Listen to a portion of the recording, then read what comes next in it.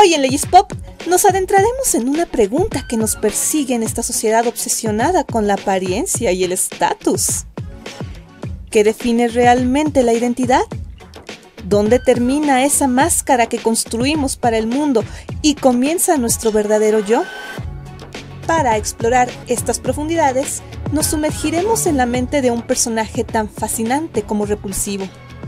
Un tipo cuya rutina de belleza parece más importante que cualquier atisbo de moralidad y para quien una noche romántica, bueno, digamos que involucra un hacha y una bolsa para cadáveres. Acompáñenos en este viaje sumamente terrorífico, así que comenzamos.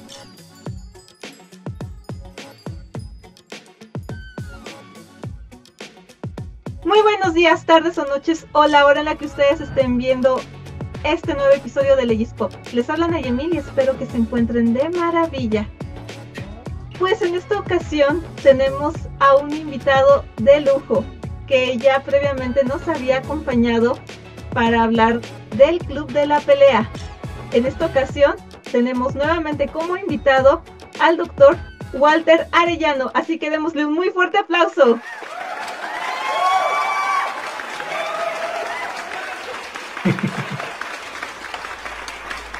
Muchas gracias por el aplauso virtual. ¿Cómo has estado?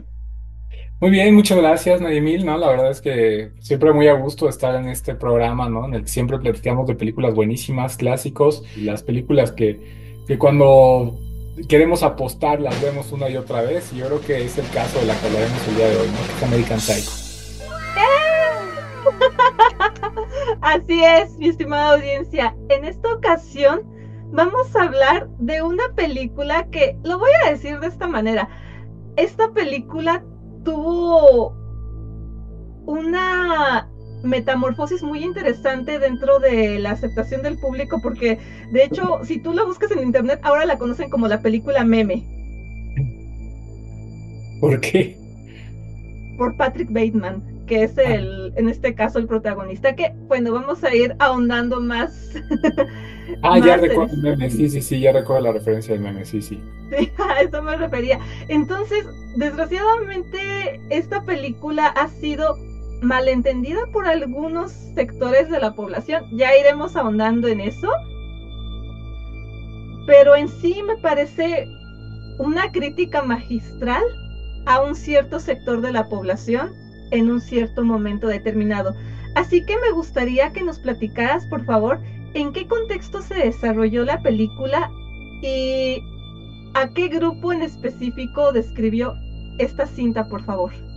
Sí, bueno, es una película que se va a desarrollar en los 80s, ¿no? Es una película pues que nos va a mostrar una década en donde va a haber un clímax justamente de prácticas consumistas, ¿no? Una época llena pues de referencias de la cultura pop, ¿no? Norteamericana en todo, ¿no? Desde música, ¿no? Cine, etcétera, ¿no?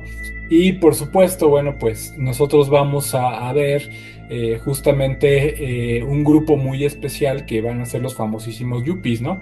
Los yuppies, pues básicamente se refiere a los Young Urban Professionals, ¿no? Que son pues un fenómeno que se da mucho en los 80s, ¿no?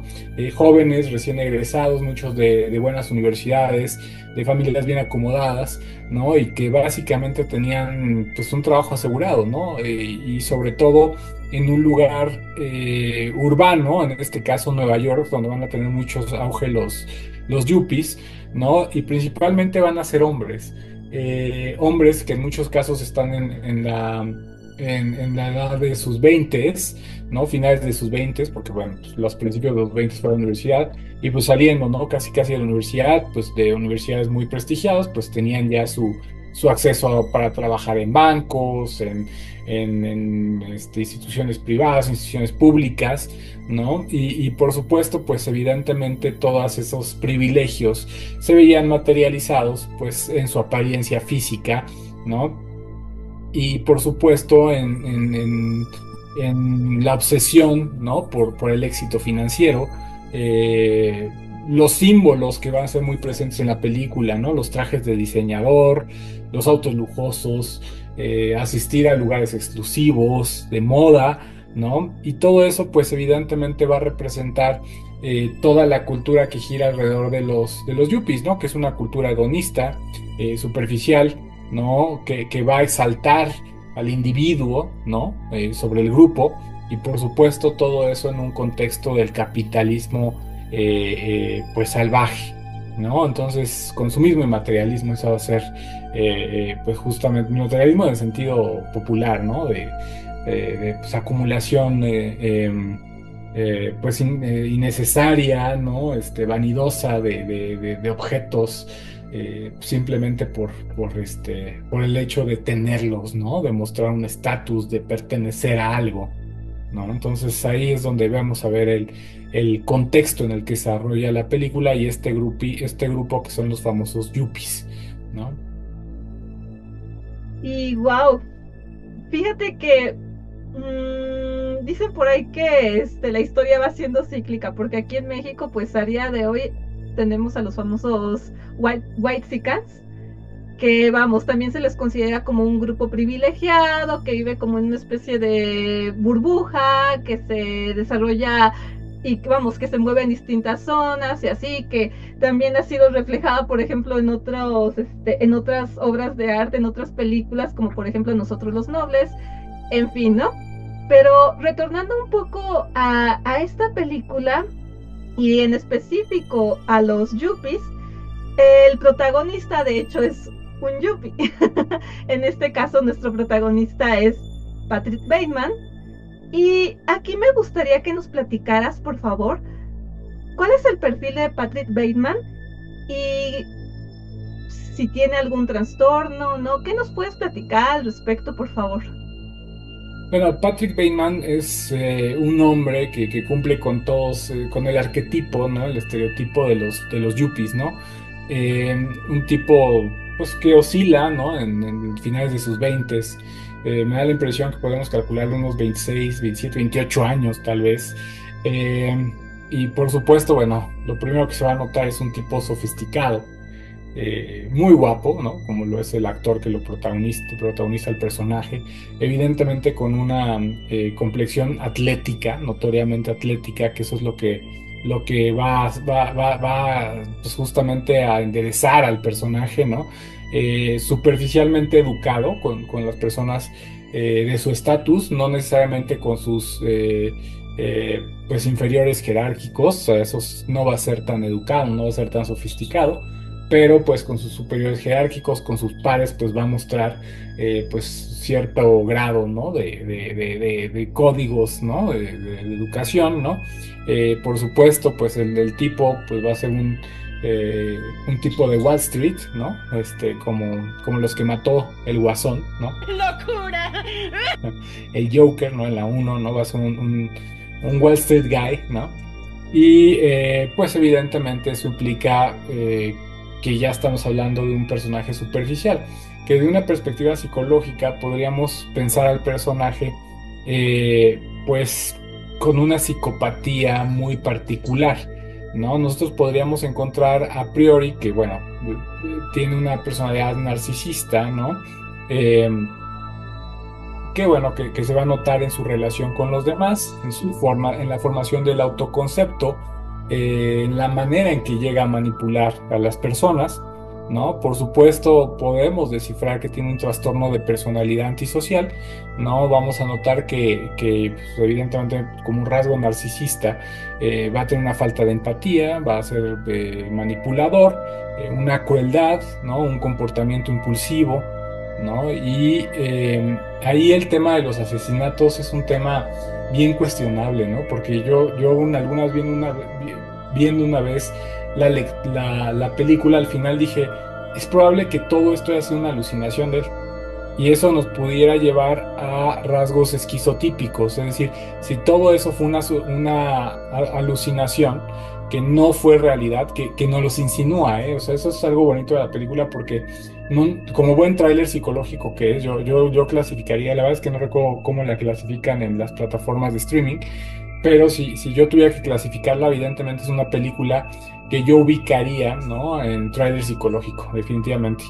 Y pues al final como que nos insinúan, ¿no? Se lo dejan como abierto al lector el hecho de que pues sí lo cometió o no lo cometió, porque ya después como que insinúan que pudo haber sido una fantasía, ¿no?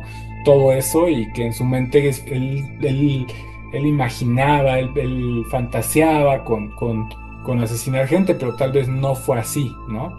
Entonces, pues en ese caso estaríamos entre posibles rasgos esquizotípicos, ¿no? Es decir, alucinaciones, una desconexión con la realidad, y por supuesto todo eso nos va a llevar a plantear si efectivamente pues todo lo que sucedió en la película sí pasó o simplemente fue pues un rasgo, ¿no? De esta esquizotipia, ¿no? Que plantea, que podemos ver en este personaje. Entonces es una película muy interesante, ¿no? Muy, pues que evidentemente se puede considerar un clásico y creo que dentro de los thrillers psicológicos, que dicho sea de paso es mi género favorito, ¿no? Ahí yo también pondría el Joker, sin duda, el Joker uno y el 2 también, ¿no? Que ha sido una película que, pues, que no es mala, desde mi perspectiva, no es mala cinematográficamente hablando, narrativamente hablando, pero bueno, en comparación de la obra maestra que fue la primera, pues evidentemente es mala, pero eso no implica que podamos clasificarla como una película mala, ¿no? Pero bueno, en ese sentido, pues también yo ubicaría dentro de este género que me parece muy bonito, que son los trailers psicológicos. De hecho, a mí es el género que más me envuelve, ¿no? Que me parece incluso más terrorífico, ¿no? A mí no me, mi género favorito no es el terror, a veces me parece muy soso, me parece muy mal planteado, me parece muy, fantasioso, ¿no? A mí lo que me llega a poner los pelos de punta, lo que me llega a generar ese suspenso, ¿no? Son los trailers psicológicos y bueno, yo creo que esta película es un ejemplo categórico de ello, ¿no? Y vaya que tienes mucha razón. Digo, sé que estamos hablando en este caso de obras de ficción, pero son obras que a final de cuentas sí reflejan con mayor precisión a la realidad misma que a lo mejor una obra en la que pudiéramos, no sé, encontrar zombies o vampiros. Bueno, que aquí estamos hablando de un vampiro emocional muy interesante. Sí. Y hablando de vampiros emocionales, porque si me permites la expresión, Patrick Bateman sí lo es. Ujú, Este, hay muchas características que tú nombraste, siendo la principal la falta de empatía, la primera, la ujú, primerísima, ¿no? Y de ujú, allí pues se van deviniendo otras tantas. ujú. Hay una escena que particularmente me causa, pues me causó gracia, porque ahorita que estabas comentando en qué rubro la clasifican la película en las plataformas de streaming, veo que la clasifican sí, en thriller, pero también en comedia negra. Ahora sí Mm, que tiene como que ahí sus distintas aristas. Yo la verdad no le encontré nada de comedia negra, y desgraciadamente aquí se podría incluso dialogar de otras cosas. Por ejemplo, ¿qué tanto conocimiento hay sobre el abuso narcisista en la población para que muchos la clasifiquen como comedia negra en lugar de clasificarla como lo que es, que en este caso sí sería un terror real, ¿no? Porque desgraciadamente cuántas personas con este tipo de trastornos están integrados en la sociedad, no los logramos visualizar porque no tenemos esos conocimientos, sino hasta que pasamos por por una situación de abuso de este tipo, de abuso narcisista, ¿no? Entonces, un poco retornando a la cinta, ¿por qué comentaba esto? Porque había una escena que me causaba un poco de gracia, que era la escena de las famosas tarjetitas de presentación. ujú. Sí, sí, sí, Que, es una escena icónica, esa escena sí, va a ser una clave, o sea, parece ser una escena secundaria, pero es una de las escenas principales que nos va, o sea, esa escena es fundamental para entender a los yuppies, o sea, para entender al personaje principal, esa escena es clave, o sea, no es una escena, pues, extra, ¿no? O superficial, es una escena clave, ¿no? sí, porque cuando ya volví a ver esa escena y cómo estaban comparando sus tarjetas, incluso el tamaño de las tarjetas, el material con el que estaban hechos, el tamaño, la fuente y todo eso, tal cual parecía. Y de hecho hasta eso que pensé también lo llegué a ver incluso en comentarios cuando buscas esa escena en YouTube o cosas así, que pareciera que estaban haciendo como una competencia de tamaños fálicos y cosas así por el estilo. Entonces, aquí, en el momento en el que ve Patrick la tarjeta de su enemigo, porque para eso él a todos los veía como, bueno, a mí me causaba una sensación muy extraña porque siento que los veía como rivales a todos, como enemigos, no sé cómo decirlo, sí, como enemigos más bien. Bueno, y claro, a los que estaban dentro de su círculo social, porque obviamente veía de menor forma a las personas que eran los vagabundos, las prostitutas y demás, ¿no? A ellos pues ni siquiera, bueno, de hecho a nadie veía como persona para comenzar, ¿no? Pero más allá de eso, siento que él al momento de que vio la tarjeta, en este caso de Paul, se sintió inferior. Y eso me lleva a la siguiente pregunta.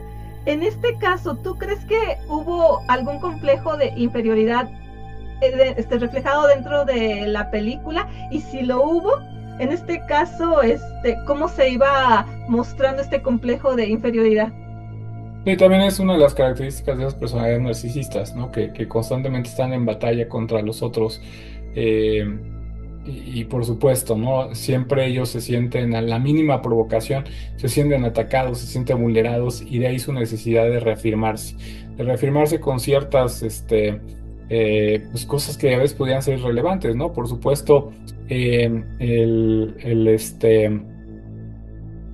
que decías, ¿no? De las tarjetas, pues es totalmente un ejemplo, ¿no? O sea, ver cómo había mejores tarjetas hace que sienta una profunda humillación, ¿no? Así lo podríamos describir, ¿no? Y por supuesto, esto va a impulsar, ¿no? O sea, una cosa tan nimia como haber sido humillado, según él, ¿eh? Porque si uno ve realmente las cartas de presentación, pues uno, o sea, una persona, fuera de eso que pues no se fija, ¿no? Realmente en ello, pero eso nos muestra justamente la superficialidad de los yuppies, ¿no? Y que están dedicando su energía en cosas totalmente banales y realmente que sus trabajos los tienen, pues no por un mérito, no por su experiencia, no por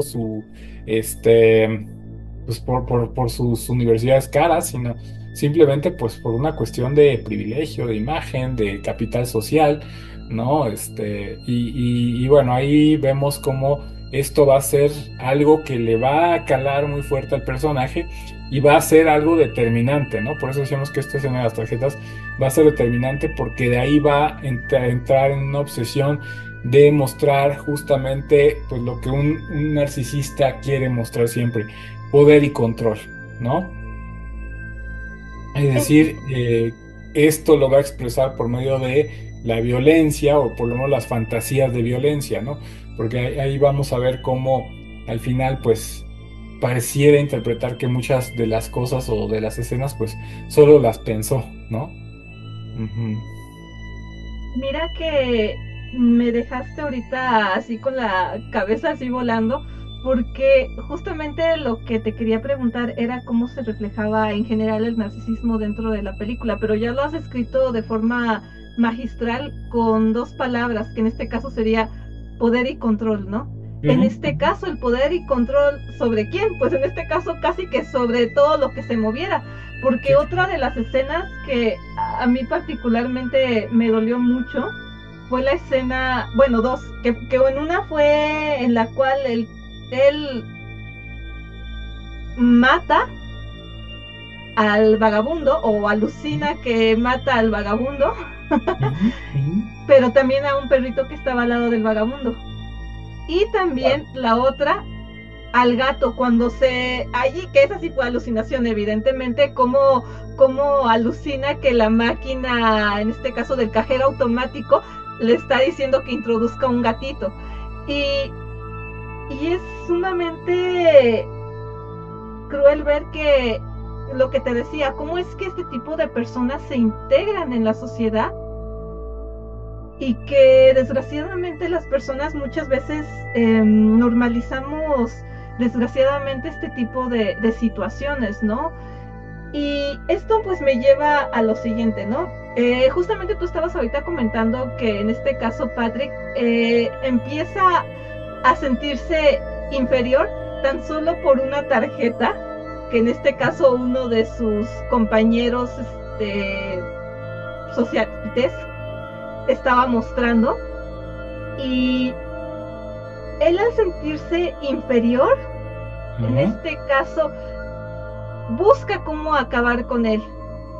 Y de hecho lo cita, lo lleva a un restaurante, y de hecho hasta la conversación que tienen en el restaurante, en el cual ambos van buscando cómo menospreciarse, cómo devaluarse el uno al otro, porque uno le dice al otro, es que yo te pude haber invitado al Dorsia, que era como que el restaurante donde todos querían ir, y así, y cómo es que uno lo lleva al otro, lo embriaga, para después, adiós, lo desuscribe de la vida. Entonces, pues a raíz de allí empiezan a darse unas investigaciones por el asesinato, en este caso de Paul. Y esto nos lleva a otro personaje muy interesante dentro de la trama, que es el detective Donald Kimball. Si me pudieras platicar un poco sobre qué rol desempeñó este detective y por qué crees que se comportó como se comportó con Patrick Bateman, por favor.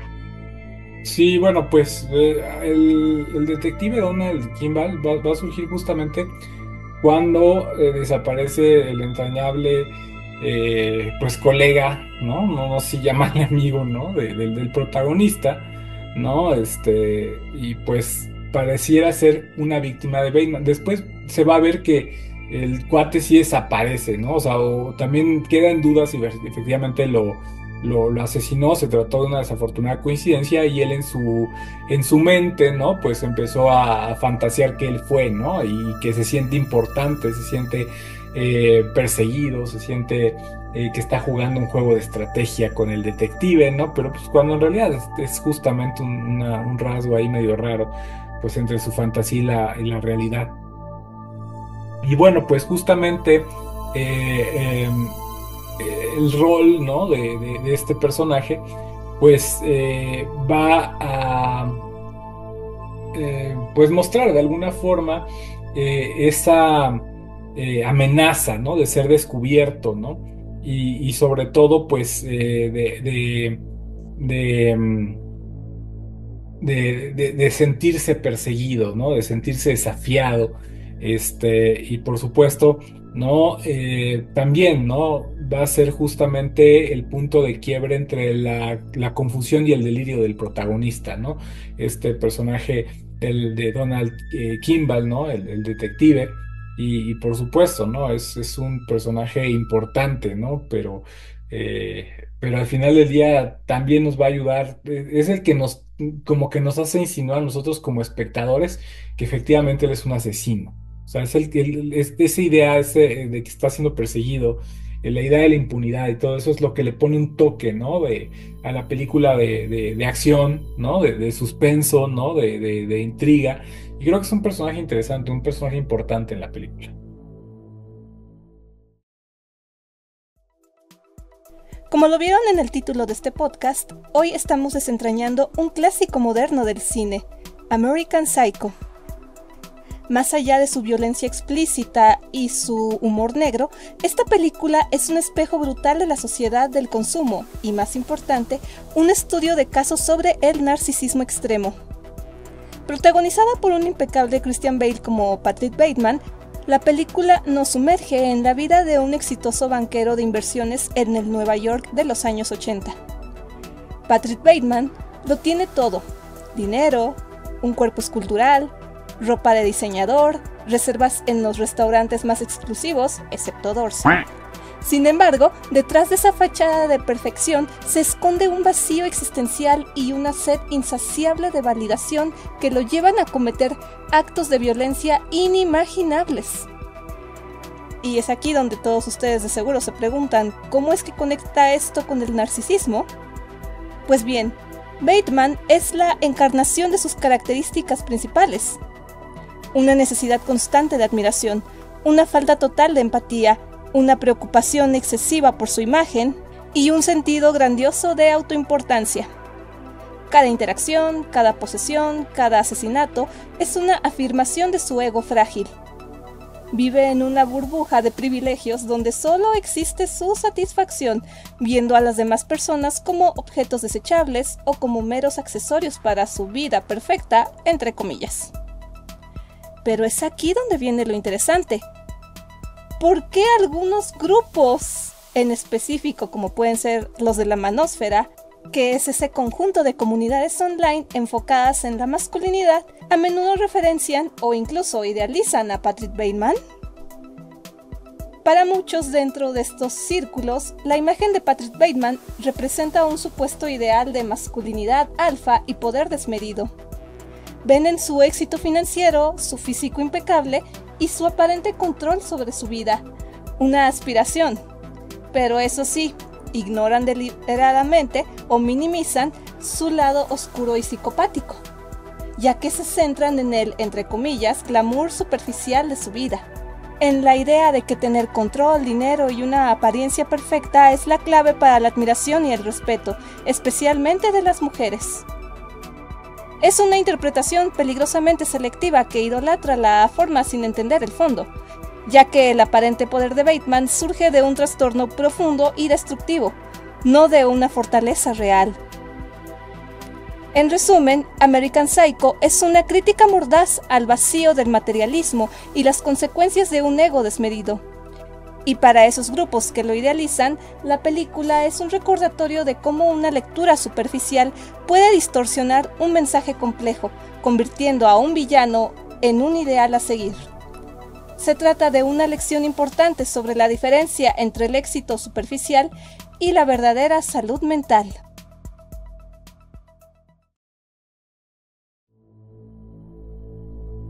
Y fíjate, tú estabas comentando ahorita una cosa muy interesante, que era el desestabilizar, en este caso a nuestro psicópata americano, ¿no? En este caso, Donald sí sabía, o sea, era muy interesante ver cómo le preguntaba las cosas de manera que, por un lado, entre comillas, no se sintiera incómodo, pero todo el tiempo Patrick trataba de hacerlo sentir cómodo él. Y como tú dijiste, pareciera que era como un juego de estrategia de ver de qué manera pregunto esto, de qué manera le llego a esta cuestión. Ah, pero vamos a comer a este restaurante. Ah, pero resulta que Paul Allen salió, pero no salió. O sea, es muy interesante ver de qué manera el propio detective le va haciendo esas preguntas y esos comentarios para ver de qué manera va cayendo en alguna contradicción y ver si lo puede atrapar, porque pues a final de cuentas sí se va viendo que esta película tiene diversas interpretaciones. Y ahora, otra cosa que te quería preguntar y que me llama mucho la atención, es sobre su secretaria Jean, que ya ves que le comenta el propio Patrick en algún momento al principio de la película a ella: oye, me gustaría que fueras, bueno, palabras más, palabras menos, por favor, tráete falda, tráete tacones. Y digo, eso, o sea, lo comento porque eso me llegó a pasar a mí con una jefa. En una dependencia de gobierno donde estuve trabajando, mi jefa me obligaba a ir con tacón y todo eso por presentación, porque todas las abogadas tenían que ir con tacón y vestido o falda, sí o sí. Pero independientemente de eso, o sea, me llamaba la atención cómo Patrick Bateman trataba de decirle a ella, a pesar de que iba presentable, porque ella iba presentable a trabajar, pero le pedía que usara cierta vestimenta. Después la invitó, en este caso, a cenar, incluso dándole la oportunidad de que eligiera dónde cenar, aunque no consiguió el restaurante Dorcia. Pero después, cuando ya la lleva a su departamento y está a punto de acabar con ella, y que afortunadamente llama a la novia de él y pareciera que como que desinfla el globo, me gustaría preguntarte, ¿a qué crees que se debió eso? ¿Por qué de alguna manera como que aterrizó así que al suelo y ya no le hizo nada a Patrick a Jean? Es muy probable que ahí es donde sí haya existido ya algo donde sí era la realidad, es decir, donde sí estuvo a punto de verdaderamente hacerlo. ¿no? Entonces, y llevando a por qué quería que la secretaria tuviera tales características, pues evidentemente regresamos a lo mismo, ¿no? Poder y control, ¿no? Disciplinamiento, ¿no? Cuando nos piden vestir de tal forma, es un código de legitimación, ¿no? De estandarización, de mostrar o mandar un mensaje por medio de la vestimenta, ¿no? Y por supuesto, cuando ya la secretaria la orilla a, pues la está tomando como una objetivización, es decir, un objeto más para hacer notar su estatus. ¿No? Y por supuesto, el hecho de invitarla, como incluso hasta insinuársele, ¿no? Pues simplemente era una reafirmación para sí mismo. Es decir, hacer ver que él puede, ¿no? Pues intimar o ligarse a cualquiera, ¿no? Simplemente era una autorreafirmación, ¿no? De decirse a sí mismo, ¿no? Y llevarla al departamento, pues tal vez cumplir esa fantasía, ¿no? De asesinar algo que pues después le cae el 20, ¿no? Y pues decide no hacerlo, ¿no? Esa escena tal vez sí está en un lapso de realidad, ¿no? Por así decirlo. Mira, que ahorita, fíjate, yo no lo había visualizado de esa forma. De hecho, llegué a pensar, te voy a ser sincera, llegué a pensar que había logrado Jin de alguna manera despertar, aunque sea un mínimo atisbo de empatía o de humanidad en Patrick. Yo así que quise darle como que ese voto de confianza. Ujú. Pero fíjate, justamente esta película deja a libres interpretaciones y me interesó mucho ahorita lo que estabas comentando, porque esto me trae consigo a otra idea, que en este caso serían los roles de masculinidad, más allá del obvio perfil que pudiera tener en este caso con rasgos o con un trastorno ya como tal narcisista o antisocial, porque Ujú. aquí sí ya nos habías descrito varias cuestiones muy interesantes a remarcar. Ujú. Entonces, sí me gustaría que en general nos platicaras sobre qué modelos de masculinidad observas a lo largo de la cinta, por favor. Pues yo creo que vamos a ver pues, una masculinidad que tradicional, bueno, que actualmente se le llama tóxico. ¿Esto qué quiere decir? Pues una imposición de roles sustentada en el capitalismo, ¿no? Donde el hombre pues está en una competencia constante, ¿no? Donde el poder económico y físico hacen mostrar la virilidad, la hombría, etcétera, ¿no? Y por supuesto una masculinidad dominante, ¿no? Que para legitimarse busca dominar. Por supuesto, esto también conlleva, pues lo que también se ha denominado, se suele llamar popularmente como masculinidad frágil. ¿Esto qué quiere decir? Que no obstante trata de controlar, ejercer el poder, hacer mucho ejercicio, lucir perfecto, todo ese tipo de cosas. En el fondo, pues la inseguridad justamente del personaje, pues realmente es lo que está detrás de toda esa fachada de éxito, de poder, de cara bonita, ¿no? De cuerpo perfecto, etcétera, pues se esconde una inseguridad muy fea, ¿no? Y por supuesto, todo esto desencadena en una misoginia, ¿no? Vemos claramente cómo las mujeres son objetivizadas, ¿no? Objetivizadas principalmente como objetos sexuales. Si somos observadores, no hay ninguna mujer en el grupo de los tipos de Wall Street, o sea, no es posible. Las mujeres están en puestos de subordinación, de inferioridad, ¿no? La secretaria, ¿no? O sea, observemos qué rol juegan las mujeres. Son los años 80, ¿no? Estamos hablando de que pues no han pasado más de 40 años, ¿no? O, bueno, 40 y tantos años de los años 80, ¿no? Entonces, pues vamos a ver eh, pues cómo de alguna manera eh, tenemos ese rol de las mujeres pues abajo de los hombres, nunca en un nivel jerárquico igual, ¿no? Y por supuesto una misoginia sistematizada y prevalente, ¿no? A lo largo de toda la película, ¿no? Es decir, hombres buscando validación por medio del control y la violencia. Y fíjate que ahorita me dejaste pensando en una película que fue grabada unos años antes. Obviamente American Psycho, como bien lo dijiste, está ambientada en los 80s. Pero estaba pensando en otra película que se llama G.I. Jane, en la cual sale Demi Moore como protagonista y quiere entrar en este caso a un grupo de fuerzas especiales. Y curiosamente, la persona de más alto estatus era una senadora. Claro, esta tenía que confrontarse con todos los hombres que habían allí, que incluso buscaban cómo invalidarla, ¿no? Justamente por estos juegos, por esas estructuras sociales que han ido cambiando afortunadamente a lo largo del tiempo, han ido evolucionando para que, digo, esa es mi percepción, que esté quien sea la persona más apta, sin importar si es hombre o mujer. Así de simple. ¿Y por qué comento lo anterior? Porque desafortunadamente hoy en día, ya ves que había comentado que esta película, desgraciadamente ahora la conocen como la película meme. ¿Qué pasa a día de hoy?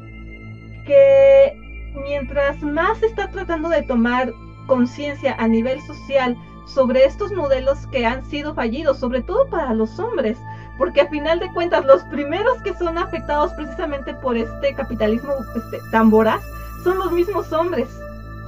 ¿Por qué? Porque muchas veces no les afecta desarrollarse en todos los sectores, en este caso, pues de su vida. ¿Por qué? Porque básicamente se les educa para únicamente proveer, como si ese fuera su único valor en la vida, como si estuvieran condenados únicamente a ser cajeros automáticos con pies. ¿Me explico? Cuando no se, o sea, en lugar de que se les tome como una persona que tiene en este caso pensamientos, que tiene sentimientos, que tiene emociones tan válidos como los puede tener una mujer. Claro. Es curioso porque estos modelos de masculinidad tóxica no solamente son misóginos, sino también son misándricos. Y por lo mismo, a día de hoy se observa cómo cada vez más y más los hombres están solos. Claro. Y esto origina, sobre todo en los jóvenes, que busquen una manera de cómo satisfacer esa necesidad de validación, esa necesidad de reconocimiento que como personas al fin y al cabo todos tenemos. Entonces, ¿qué pasa? Que cuando empiezan a buscar, sobre todo los muchachos jóvenes, te estoy hablando adolescentes y jóvenes adultos, más o menos de un sector de edad, me atrevería a decir de los 14 a los 25 años, o sea, si te estoy hablando de un rango pues grande de edad, empiezan a buscar ciertos modelos de masculinidad. Y sobre todo ahora, con todo este apogeo de las redes sociales, empiezan a descubrir nuevos modelos, según ellos, para lograr reafirmarlos, cuando en realidad son modelos que atentan contra sí mismos. Yeah. Y es aquí cuando vemos precisamente a diversos grupos de carácter ideológico, como lo puede ser la manósfera, y de allí todos sus componentes, que podemos encontrar a las famosas píldoras, la azul, la roja, la negra, y demás componentes que incluso llegan a los famosos incel. Y digo, podemos ver incluso que varios de ellos desgraciadamente han cometido actos sumamente deleznables. Entonces me gustaría, por favor, que me platicaras por qué en la actualidad este tipo de grupos buscan ensalzar figuras como las de Patrick Bateman, por favor. Sí, por supuesto que esta figura se ha convertido en una especie de ícono, ¿no? En algunos círculos de justamente lo que se llama la manósfera, ¿no? Y pues ahí vamos a ver pues justamente los man going their own way, ¿no? Y por supuesto también vamos a ver los que mencionabas, ¿no? Que son los famosos incels, ¿no? Que son los involuntary celibates, ¿no? O célibes, ¿no? Y bueno, pues todo eso va de alguna manera a instrumentalizarse como una especie de contraflujo contra las expectativas sociales, ¿no? Contra lo que está socialmente planteado. La idealización pues de lo masculino, ¿no? Como poderoso y temido, ¿no? Y pues también hay que notar que evidentemente estas cosas pues nos recuerdan, ¿no? Tal vez aquí en México a personajes como el Temach, ¿no? Tal vez podría ser. Las morras, que las morras son bien susceptibles a la subcomunicación. ¿Se acuerda de que machina? De decir, las morras aquí están bien feas, sobrearticulando las feas, para que todas las morras lean, te lean los labios y digan, según yo que todas somos feas. Voy a poner enfrente de él para que vea que no es así. Subcomunícale, te huele feo, que te das asco, que te incomoda, sentir cerca, échale las miradas de para allá. ¿Sabe cuál es el problema? Que se va a encrochar más. Las morras, que las morras son bien susceptibles. Ya estamos de regreso. Y pues olvidan una cosa, ¿no? Que en realidad, pues Bateman no es un ejemplo a seguir, sino al contrario, ¿no? Es una personalidad muy destructiva, ¿no? Tú le llamabas, pues justamente, pues de estos, pues, roba energía, ¿no? Entonces, y bueno, pues es un peligro para sí mismo y para los demás, ¿no? Es decir, hay una desconexión, ¿no? Entre los discursos misóginos y la realidad, yo creo. Entonces, pues evidentemente, pues la gente que toma esto como una especie de corpus ideológico, pues tiene mucho que recapacitar, ¿no? Al respecto. Sí, y que quede claro, a ver, como personas, sin importar nuestro sexo, sin importar nuestra edad, condición social, etcétera, todos tenemos que alimentarnos sanamente, todos tenemos que hacer ejercicio. Claro que todos queremos siempre progresar y salir adelante. Creo que es el anhelo de toda persona, querer crecer, progresar, trascender. Estoy de acuerdo con eso. Pero una cosa es eso y otra cosa es vivir bajo una máscara. Que de hecho, o sea, tengo que decirlo, Patrick Bateman tiene una rutina de skincare mejor que la mía. Pero dicho sea de paso, me resulta muy divertido ver, esa parte sí me divirtió ver al principio cómo empieza con su rutina de limpieza, sobre todo cuando se baña, y lo simbólico que resultó cómo se estaba quitando la mascarilla exfoliante, porque creo que refleja perfectamente lo que era él a lo largo de la cinta. Cuando él se empieza a quitar la mascarilla, pero más bien pareciera que si uno lo ve con otros ojos, más bien se estaba colocando la primera mascarilla, o la primera máscara, que en este caso era la del ejecutivo.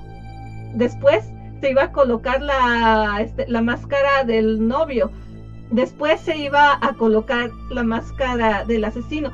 En esa búsqueda de personalidad, porque pareciera que estaba totalmente aburrido consigo mismo, pareciera que estaba totalmente vacío. Era una personalidad sumamente triste. Por eso me resulta muy, pues francamente muy triste, tragicómico, me atrevo a decir esta palabra, ver cómo precisamente los jóvenes hoy en día buscan ensalzar esa figura del hombre Sigma y ponen imágenes de Patrick Bateman o ponen imágenes de la serie de Peaky Blinders también, y cómo tratan de ensalzar estas figuras. Pero oigan, incluso hay una entrevista que le hicieron al propio Christian Bale y él está diciendo, es que tú no quieres ser Patrick Bateman porque él es un perdedor. Y sí, uno se pone desgraciadamente a pensar en eso. O sea, si lo ves fríamente, el tipo era infiel y al mismo tiempo le ponía los cuernos a su novia. El tipo no lograba tener una identidad propia y buscaba cómo copiarla a los demás y además superarlos en lo que él creía que ellos eran mejores a él. Realmente no, él buscaba cómo sobresalir de esa burbuja del privilegio y él creía que la manera de sobresalir de todo eso pues era mediante la violencia. Claro. Esa es la lectura que al menos personalmente le doy.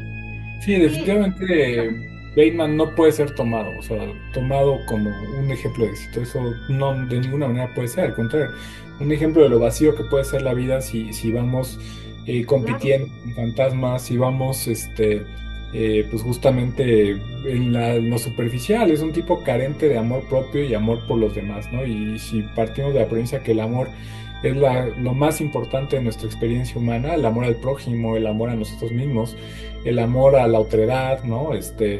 Pues es un tipo que vive una vida lamentable, ¿no? Por eso yo creo que se puede justificar la narrativa de las alucinaciones. O sea, su vida es tan patética que empieza a tener alucinaciones ¿no? Entonces sí, definitivamente no puede ser tomado como un ejemplo, ¿no? O sea, solamente pues, fans del Temach, ¿no? Esos man going their own way o los incels, ¿no? Y ese tipo de personas pues, son las que pues, pueden verlo, ¿no? O sea, reitero, no está mal, ¿no? Cuidarse, tener un cuidado de sí, pero bueno, vivir para eso, ¿no? Justificar la existencia en eso, creo que es algo muy pobre.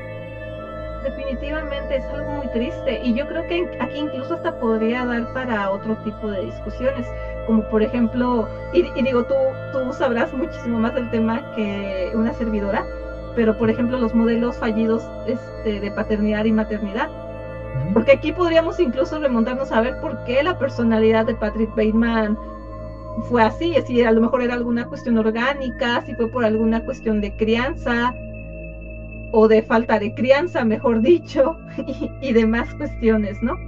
Claro. Ahora, otra cosa, bueno, ya para en este caso ir un poco más analizando esta parte de la película, que es el final. Para tu percepción, ¿cuáles son esas observaciones que tú ves con relación al final de la cinta? Porque en este caso, la directora de la cinta, Mary Harron, decía que el final quedaba ahora sí que abierto para que el espectador fuera quien diera la última palabra. Yo sí me compro la idea de que era una fantasía, que no cometió los delitos, que es parte justamente de sus trastornos de personalidad. Yo creo eso. Yo me voy con esa narrativa. Wow, pues fíjate, particularmente creo, ya que estamos así platicando, creo que lo que pudo haber pasado es que no, o sea, considero que no creo que haya asesinado a esas personas, a toda la cantidad de personas que él calcula haber matado, porque creo que había manejado un número de entre 20 a 40 personas. No creo particularmente, pienso que a lo mejor fue al vagabundo, a una mujer que se había encontrado al principio de la película, porque si recuerdas hay una parte en la que él lleva una sábana con jugo de arándano, entre comillas. Ujú. Sí, sí, sí. eh, Creo que pudo haber sido a ella y poco más. No, no creo realmente que se haya ensuciado tanto las manos. Particularmente pienso que como vivía precisamente en esta burbuja del privilegio, siento que su propio entorno lo protegía, porque incluso se me hace muy interesante las lecturas que da el propio abogado de Patrick Bateman. Y otra cosa que a mí, cómo me voló la cabeza es cómo se confundían entre ellos. Cómo decían, ay, no, es que iba Paul Allen, no, es que iba tal, es que iba aquel, y esa falta de identidad, Ujú. esa falta de reconocimiento. Ahora, para ir finalizando, mi querido Walter, tú lo comentabas al principio, que muchas veces resulta hasta soso ver, por ejemplo, al payaso eso. Digo, estoy ahorita por citar algo, ¿no? Pero que no se nos olvide que existió John Wayne Gacy. Claro. Ujú. O sea, Sí, nada más estamos tocando un ejemplo. sí, eso puede, sí, puede simbolizar el abuso infantil, ¿no? Al final del día lo que representa es el terror del abuso infantil, no tanto el payaso fantasmita, ¿no? O sea, si nosotros vemos todo el simbolismo de la película, cómo sellan el pacto, todo es, bueno, eso más que nada en la novela, ¿no? Todo ese tipo de cosas, pues vemos que al final pues, es el abuso infantil, ¿no? Lo que está de por medio. Así es. Ahora, para ir finalizando, me gustaría que nos pudieras recomendar algún texto, algún libro, algún material a toda nuestra audiencia en materia, en este caso, de abuso narcisista, porque de verdad creo que falta demasiada, pero demasiada educación al respecto. Porque incluso ahora se ocupa, por ejemplo, el término narcisista así como si estuviéramos diciendo, ah, buenos días, ¿no? O sea, realmente creo que sí es importante tomar conciencia que sí existen este tipo de cuestiones, pero que no se deben de sobresaturar ni malentender. Si nos pudieras recomendar algún autor, por favor. Bueno, pues en principio sí, yo creo que em, pues de alguna manera el lenguaje psicológico, a veces el lenguaje técnico psicológico, pues se llega a usar, ¿no? Pues de manera muy responsable. ¿no? ¿En qué sentido? En que pues a veces decimos, es que yo soy bipolar, ¿verdad? A ver, no tienes diagnóstico y el hecho de que pues cambies drásticamente de humor no necesariamente te denota que tienes un trastorno bipolar, ¿no?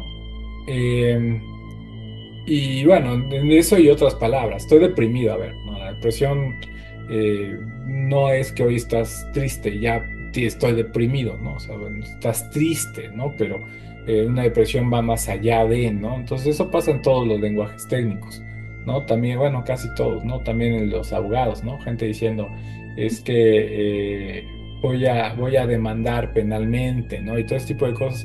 Es algo que es coloquial o que suele pasar, ¿no? La apropiación incorrecta de un lenguaje técnico o el uso incorrecto de un lenguaje técnico. No se me ocurre un texto, ¿no? Así ahorita, ¿no? No soy muy especialista en textos que puedan servir de divulgación de la cultura popular, pero recuerdo que hace unos años, no tiene mucho, vi la reseña, la verdad es que no lo he leído, pero sonaba muy bien. No me atrevo a recomendarlo al 100, pero sé que hay un libro que se llama Empáticos y Narcisistas, ¿no? Que de alguna manera, pues era un texto, ¿no? Que nos decía, pues, cómo defendernos del abuso narcisista, ¿no?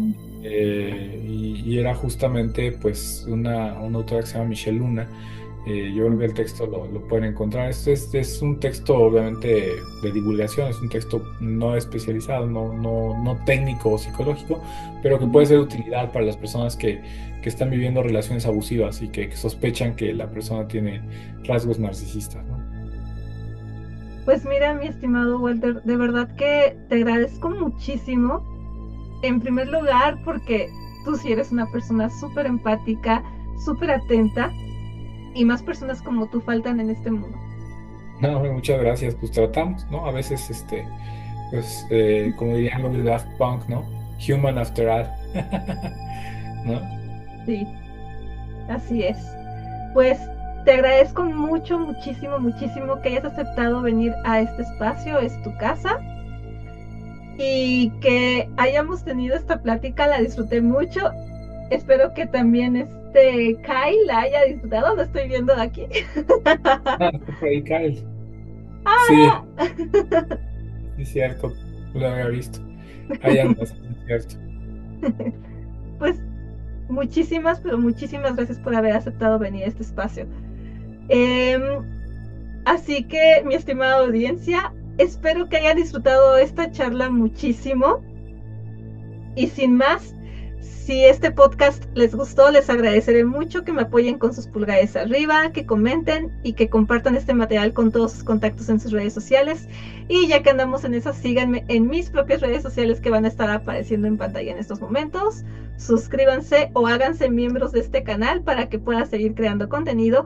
Y les agradezco muchísimo que hayan llegado hasta el final de este episodio, esperando que tengan un excelente día. Hasta la próxima.